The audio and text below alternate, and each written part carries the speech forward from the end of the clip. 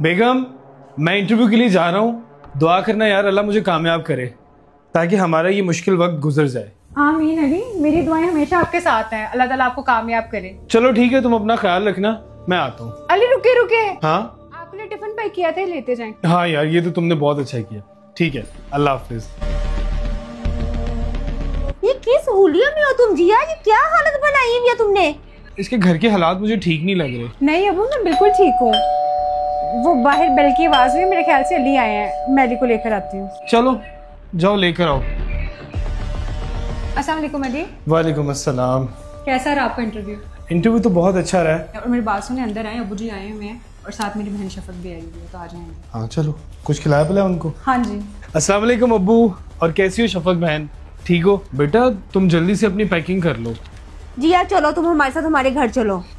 क्या मतलब, तुम कहीं जा रही हो? हाँ, वो घर जा रही है। यहाँ पे रह के वैसे भी वो करेगी क्या?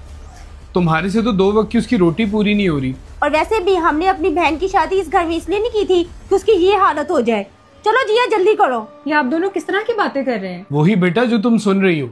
चलो उठो, बैग पैक करो और चलो हमारे साथ। मैं कहीं भी नहीं जा रही, क्योंकि इस वक्त मेरे हामद को मेरी जरूरत है। अबू आप तो बड़े हैं, आप ही मुझे बताएं, क्या हामद के इस हालात में उसकी बीवी को उसका साथ छोड़ के चले जाना चाहिए? और एक और बात, ये आजमाइश इनकी नहीं, ये आजमाइश मेरी भी है, बल्कि हम दोनों की आजमाइश है।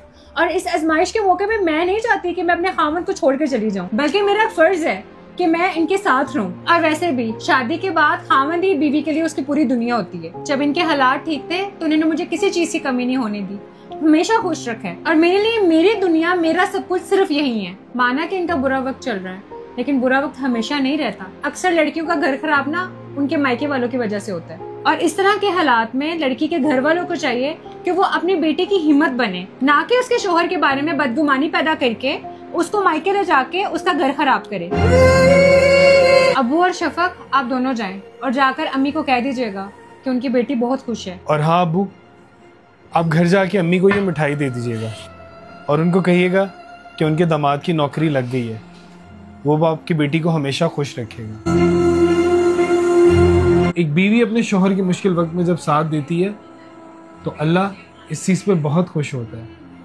अल्लाह तुम दोनों का प्यार सलामत रखे। एक बेटी को अपने नसीब की बेहतरी के लिए इतनी ही दुआ करनी चाहिए जितनी वो जन्नत को पा लेने और जहन्नुम से बचने के लिए करती है। ऐ अल्लाह, मेरी बेटी और बहन समेत सब बहन बेटियों के नसीब अच्छे करना और उनको अपने घर का सुकून देना।